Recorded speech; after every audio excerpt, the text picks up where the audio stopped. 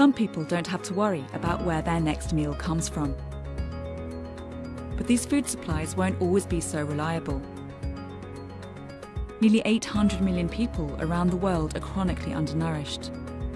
Yet this is nothing compared to what may be to come. By 2050, there will be 2 billion more people. Food production will need to increase by 70% to meet demand. By then, climate change could have increased food insecurity to disastrous levels. Its effects are already being felt by farmers around the world. But solutions are being developed to help them adjust to new conditions so they can feed a growing population as climate change intensifies. I'm Doni Kanile in South Africa to meet farmers taking to space to boost agricultural yields and to find out about an extraordinary plant that could hold the secrets to creating crops that can survive droughts. And I'm Gilary Darabi in Nepal, where a team of plant doctors are helping farmers fight the pests threatening to wipe out their crops.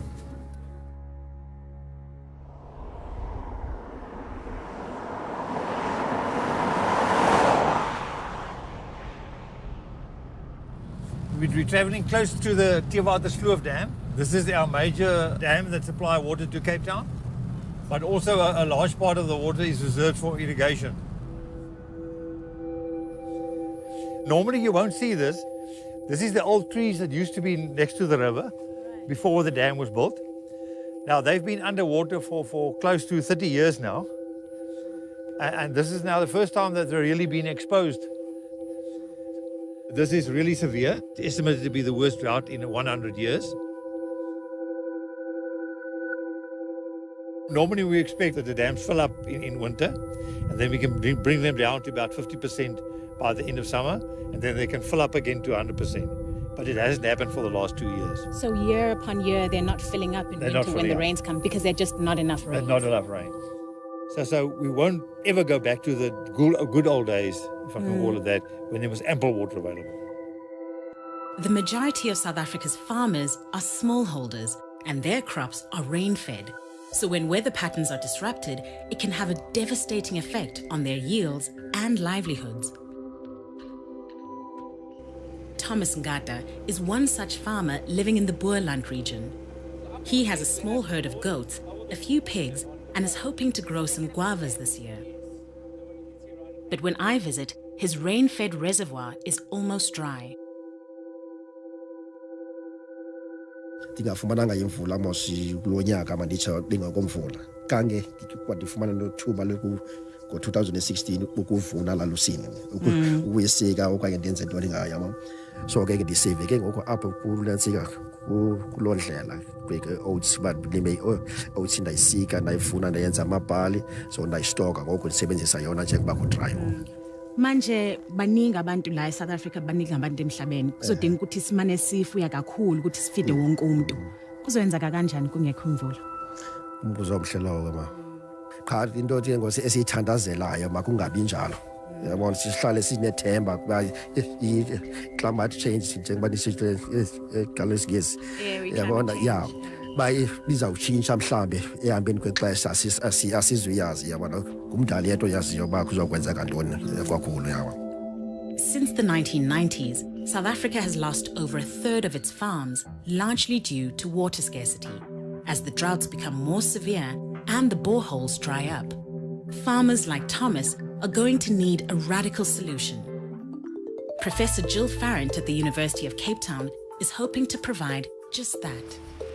Jill's research focuses on a kind of plant with some extraordinary properties, and she's ideally situated because one type grows wild in the hills just behind the university campus. It looks dead, doesn't it? It does. But it's not. It's dried, it's lost all its water, and it's curled its front into a very protective kind of way. How long can it survive like this? Months to years, depending on the species. And the moment it rains, this thing will rehydrate within 2 hours. Within 2 hours, 2 even hours. after years? Yeah, after years. Wow. I've got one species, we kept them dry for 10 years. 12 hours later, they were alive. I'm trying to unlock the secrets of how these plants can actually lose all that amount of water and not die. So once you understand these plants better and unlock those secrets, what do you do with those secrets? I make crops do the same thing. That's my intent. Jill takes me back to the lab where her team is busy unlocking the secrets of these so-called resurrection plants. I want to put this one on here. Okay. And then start the rewatering process so that you can see this magic of resurrection. Okay, so we just water the roots. The roots, but also give the leaves a little bit. It's like rain. Try and simulate rain. And the thing about farmers in Africa is that all the agriculture is rain-fed. So those who can afford irrigation, great. But if there's no rain for the bulk of us, there's no crop. Again, the nice thing about this type of crop is that it will start off well if there's lots of rain. It will continue well if there's lots of rain. But should there be a drought, the plant won't die. When the next rain comes, it'll continue growing. The farmer can at least get a harvest. And you can get another chance of life, as it were. Dr. Farron's team's first objective is to understand what gives these plants their unique properties.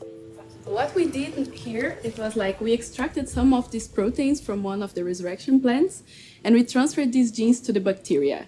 So now we are trying to produce these proteins in a large scale. So these proteins are part of the plant's arsenal to protect itself against the lack of water? Correct. Right. That is this little protein that we're looking at. Okay. In water, it has no structure whatsoever. As the plant's drying, the water molecules are disappearing, but this protein then folds and traps a whole lot of water molecules inside it. So it retains its It's water retaining by water. changing shape. Correct. Right. Very intelligent system.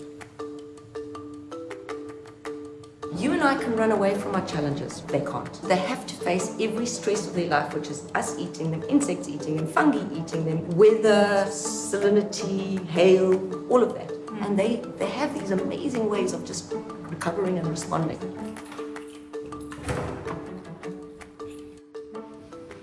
It's done its thing. Oh, wow. Yeah, look, it's resurrected. Oh, wow. It's amazing to think that the plant that we saw earlier that looked dead, basically, now looks completely alive. I mean, I'm just picturing a farmer's field where the maize is completely dead because there's been a drought season, and then the rain finally comes again. And the next day, it will look like that. The potential of that is staggering. The most promising crop for achieving resurrection is teff, a popular cereal throughout East Africa. But Jill's team recently had a big breakthrough.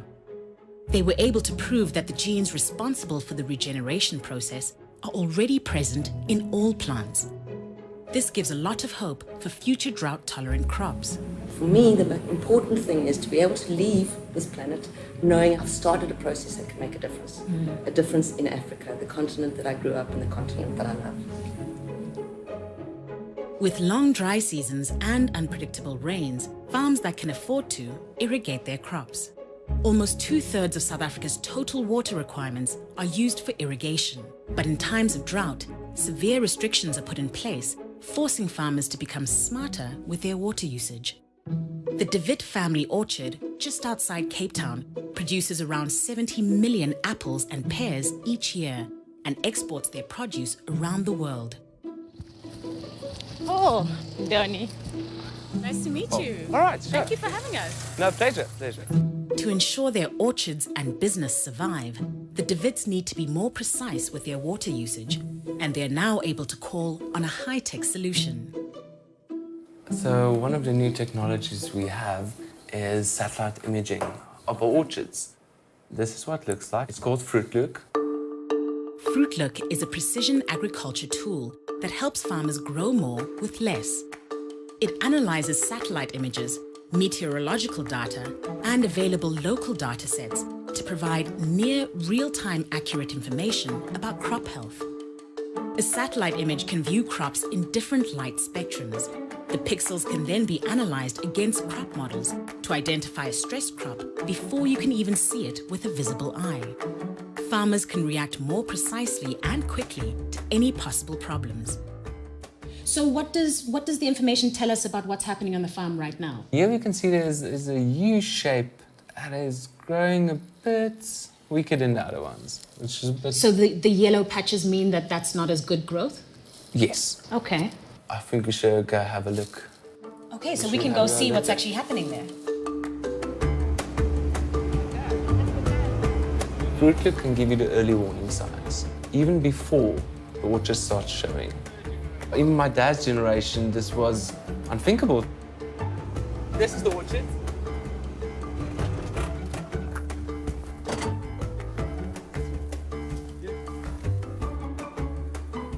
And that's fine. Its next irrigation is scheduled quite soon. So it should be fine. So that should be fine. yeah. So this part is okay. So we've got to This keep part's looking okay. and see where the problem is. Yes. A little further down, we test the soil again. You can see this is much more clay soil. It's more yellowish. The holding capacity of the soil is weaker. Right. So what will you do to make sure that this can catch up to some of the other orchards? On the next round of mulching, Yeah, definitely. we'll put some extra mulching here again. More mulching allows for water to be held around the roots of the tree. Simply increasing irrigation would waste water as it drains off in the clay soil. Knowing this helps Paul manage the use of water more effectively in his orchard. 10 years ago, you would have been happy with 50 tons per hectare. Our aim is now 80 to 100 tons. And it's just good farming practices and this new technology that's coming in to make us capable of more precise farming.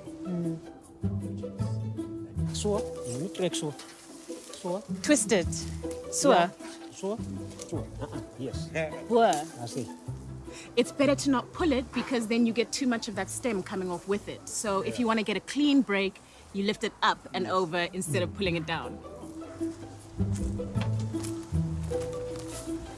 It's incredible to think that the pears that we pick here today will be shipped all over the world, to China, to the Middle East, and that the farmers, the workers who work here are making food that will be eaten all over the world. It's important work that they're doing. Fruitlook is enabling